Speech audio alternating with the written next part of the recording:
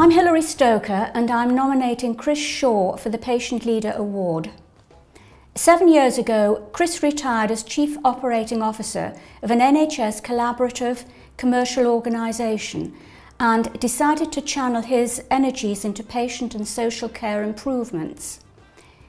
He became a member of his surgery's patient participation group, going on to be the patient representative on the DDES CCG PRG, becoming chair this year.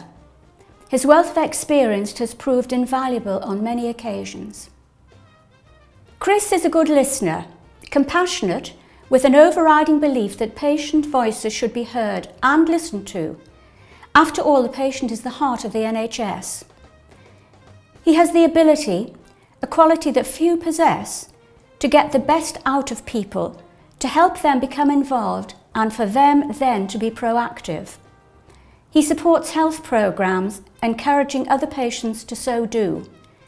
He's not afraid to ask awkward questions, but with his gentle and firm manner, he gains support from patients and colleagues. As chair of the Patient Reference Group, he's giving patients the chance to be aware of local and national issues. He's spearheaded as chair of the management board of the Newton Aycliffe and Shildon initiative, Plan for Life. This is a patient-led collaboration of the 4 GP practices in the area, along with district nurses, Durham County Council Social Services, CDDFT, DDES CCG, voluntary sector members, and became a national vanguard pilot, gaining some financial support, in no small measure due to Chris's tenacity and charm, from the National Association of Primary Care. Without his leadership, Plan for Life would not have prospered. Chris's aim to obtain the best patient care whenever possible, and he'll encourage and cajole patients to involve themselves with this in mind.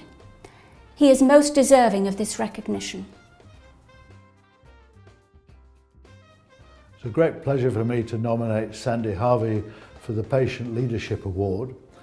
I've known her for some time and worked with her. She shows great energy, determination and confidence in what she does. But I particularly like to focus on one particular aspect, which is a tremendous achievement.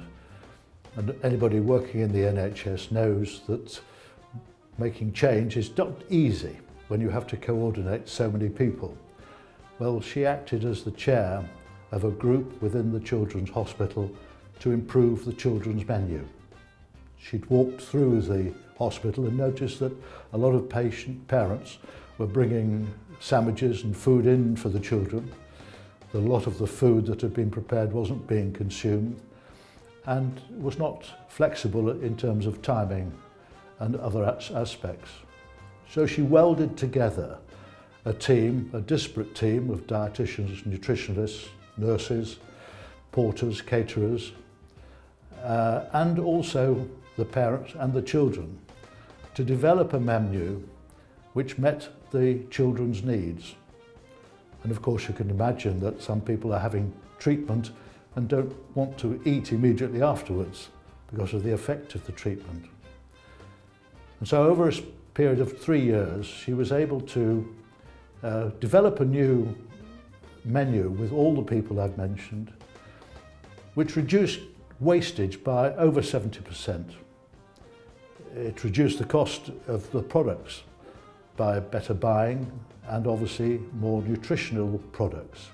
So nutrition increased, and above all the flexibility increased to the point where people could eat when they felt like it. Now that was quite an achievement, amongst many other things that she's achieved. Sandy has a very warm personality. She shows great energy, commitment and determination in everything she does. She's a good team player, as has been demonstrated in the example I've given. And this is not the only area that she's achieved success in.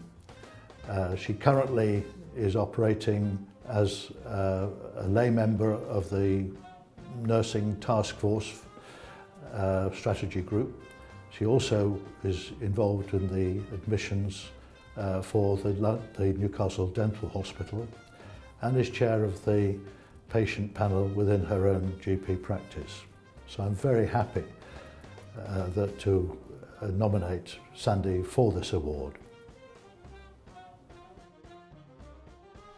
I'd like to nominate Shirley Williams and members of the Breast Care Services SOS Group in Sunderland for this award.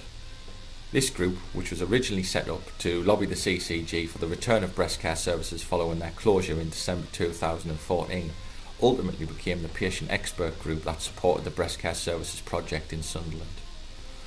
In particular, I'd single out Shirley for her leadership qualities that she's shown throughout the project, acting as a critical friend but also bringing a unique insight as to what it means to be a patient currently going through breast care services has been absolutely essential in terms of driving forward the project. Often providing advice and guidance and challenging some of the plans and the perceived wisdoms of providers and commissioners alike, Shirley's influence over the current service development has been absolutely fantastic. I have no hesitation in saying that if it were not for the involvement of Shirley and the wider group, the services in Sunderland would probably not be as good as they are now.